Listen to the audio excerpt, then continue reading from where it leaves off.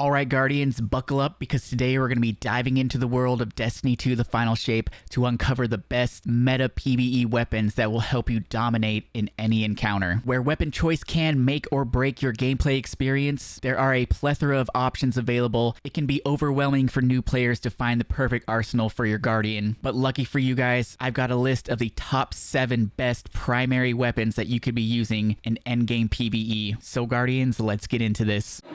Yo, it's time to subscribe to Paid to Be Famous. What are you doing? Subscribe to Paid to Be Famous. Subscribe to Paid to Be Famous. Like the video, come on. Hell you know yeah. the drill. Button. And slap that like button.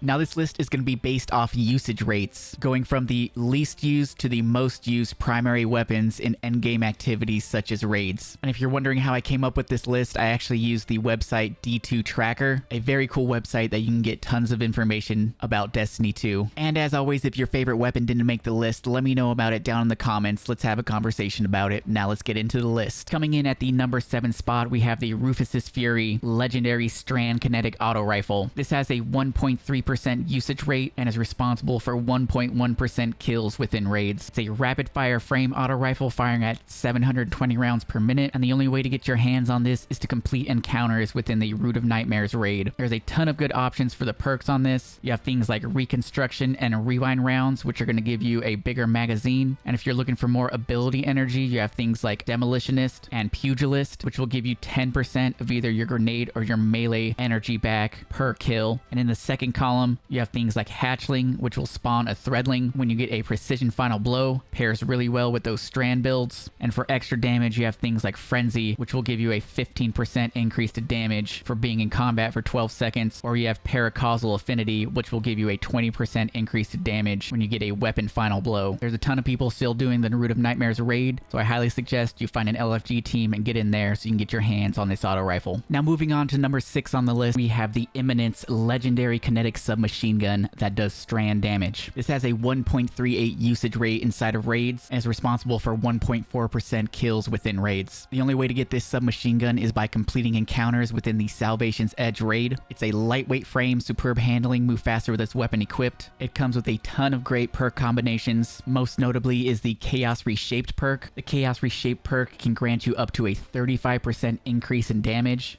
and you don't even have to get a kill. All you have to do is be in combat for 12 seconds. This perk stacks up to 2 times, and when you get that 2-time stack, it also grants you a burst of healing. So it's easy to see why tons of Guardians are using this SMG in endgame activities. Coming in at number 5, we have the Zaouli's Bane Legendary Solar Energy Hand Cannon. This has a 1.4% usage rate inside of raids and is responsible for 1.9% of kills within raids. The only way to obtain this weapon as of now is by completing encounters within the King's Fall raid. It's an adaptive frame firing at 140 rounds. This weapon is craftable, so once you get 5 red borders, you can craft your perfect roll. This also comes with a ton of great perks. Most notably, you have the combination of Explosive Payload paired with Incandescent. Explosive Payload is going to increase the damage of each projectile, and Incandescent is going to help you spread Scorch on kills, which is perfect for those solar builds, especially this season with the new Solar Fulmination mod. Weapons that can help you ignite targets are really popping off right now. If you don't have this weapon, I definitely suggest you find a team to get into the King's Fall raid, or maybe try out LFG. It's definitely worth your time. Moving on to number 4, we have the Sunshot Exotic Solar Energy Hand Cannon. This has a 2.4% usage rate and is responsible for 5.8% kills within raids. As you can see, the percentage jumped up quite a bit from our last one. This is a phenomenal weapon for ad clear. If you want to obtain this weapon, you can get it by decrypting exotic engrams or just by finding an exotic out in the world, and I do believe there is a new light quest for the solar kit that will award you with the Sunshot hand cannon. The Sunshot comes with the exotic perk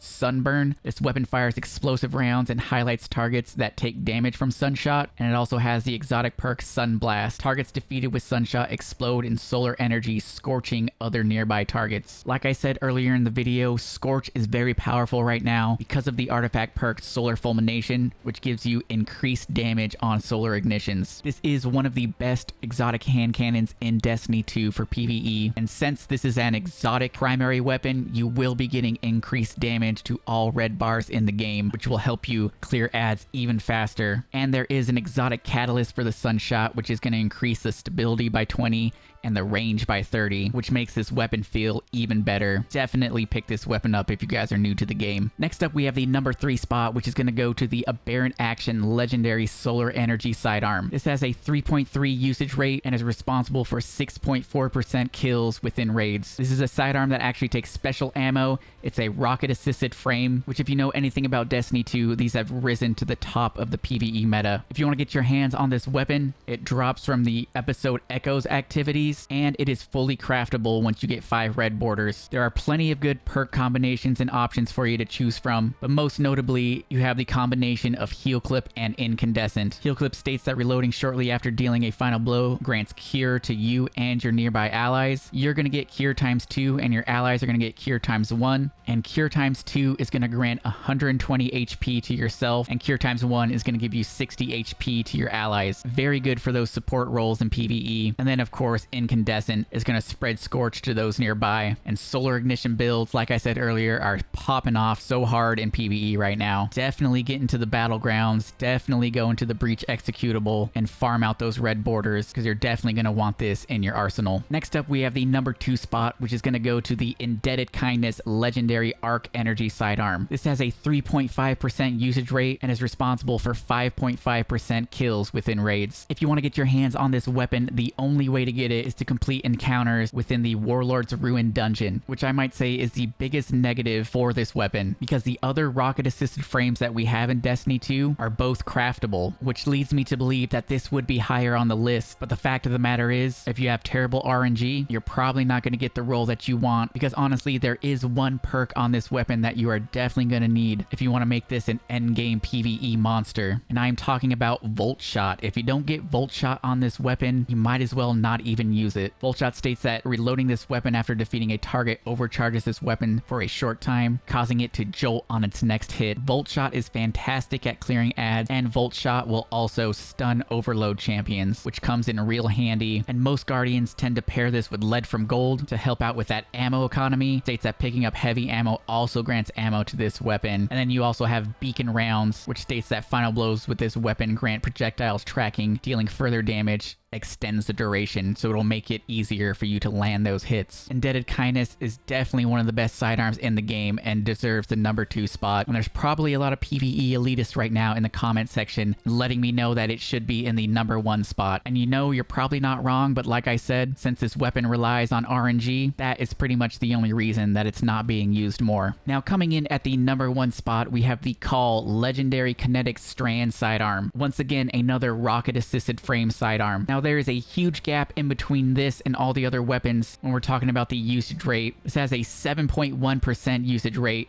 and is responsible for 9.7% of kills within raids, which is pretty astronomical in my opinion. And the main contributing factor as to why this is so much more popular is because the Call is so easy to obtain. You don't have to do a raid, you don't have to do a dungeon. All you have to do is complete activities within the Pale Heart. And once you find 5 red borders, this is fully craftable, so you can get the exact roll that you want. And when it comes to the rolls, it's hard to get a bad one when it comes to the Call sidearm. Most notably, you have Subsistence paired with One for All. Subsistence is going to partially reload the magazine from reserves after you defeat a target, and you pair that with One for All. Hitting 3 separate targets increases damage for a moderate duration. That's going to give you a 35% increase to damage for 10 seconds, which is one of the biggest damage buffs in PvE. In the last column, you also have things like Golden Tricorn, which will give you a 50% increase to damage when you get a ×2 stack going. You got Hatchling to spawn Threadlings when you get a final blow. You've got Desperate Measures, which is going to give you a 30%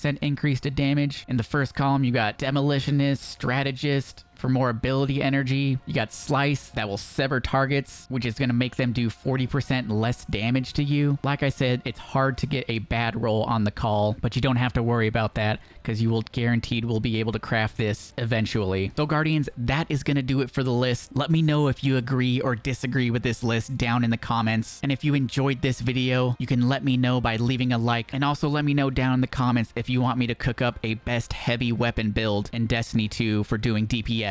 I'm gonna get out of here. Subscribe to the channel if you guys are new. Leave a like if you enjoyed the content. Follow me over on Twitch for the live streams, and I'll catch you guys in the next video. Peace.